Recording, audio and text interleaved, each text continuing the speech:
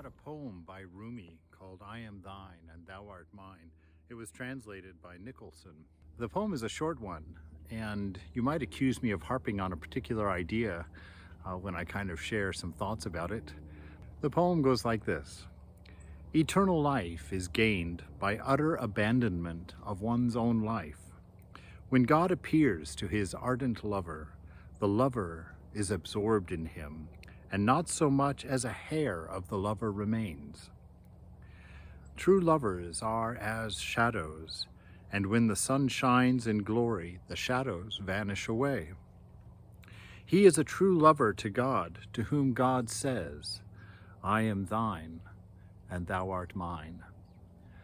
So there's some beautiful things in there. Of course, most of us who've been trying spiritual life for many years or many lifetimes, who knows, will have heard these words before, this idea that eternal life is gained by utter abandonment of one's own life.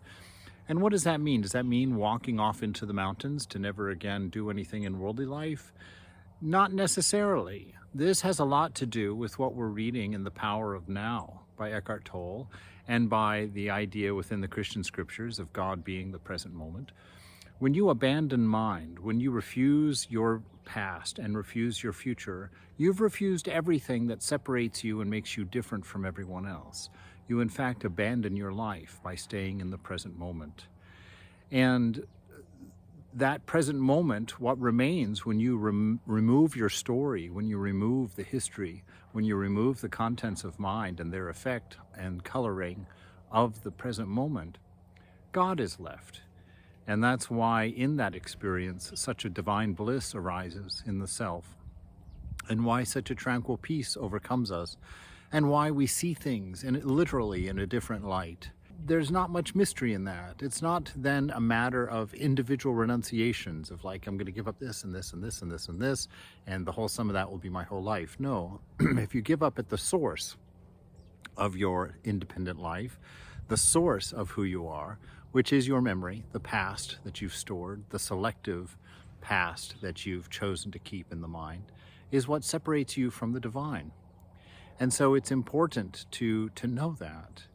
And it's a great freedom to be able to set that aside, to not have your past dictate who you like and who you don't like, have your past dictate your happiness or unhappiness, your success or your failure, but to be present in the moment, to live for love alone. That is abandoning your life for the divine, for God. When he goes on to say here that when God appears to his ardent lover, when God is there, when you are in that moment in its fullness, you disappear to the point where not even a single hair of yours remains. And he goes on, true lovers are as shadows. Now, why would he say that? It's because you have no individual reality. God alone is, all else is illusory, and we are part of that illusory nature of the things of Maya. Our separation from the divine and from everything else is make-believe. It's manufactured, it's composed, and therefore must in fact decompose.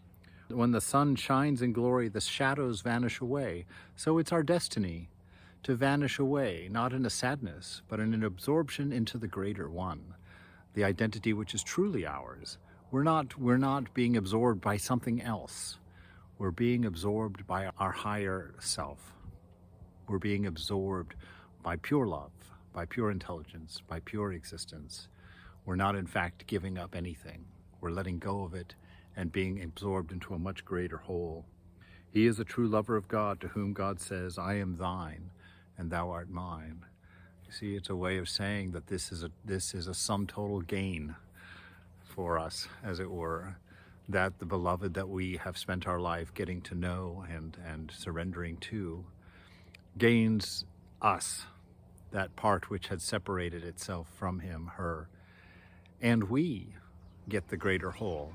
We get the return to our very own self, to our true nature, and to know all that is to be known.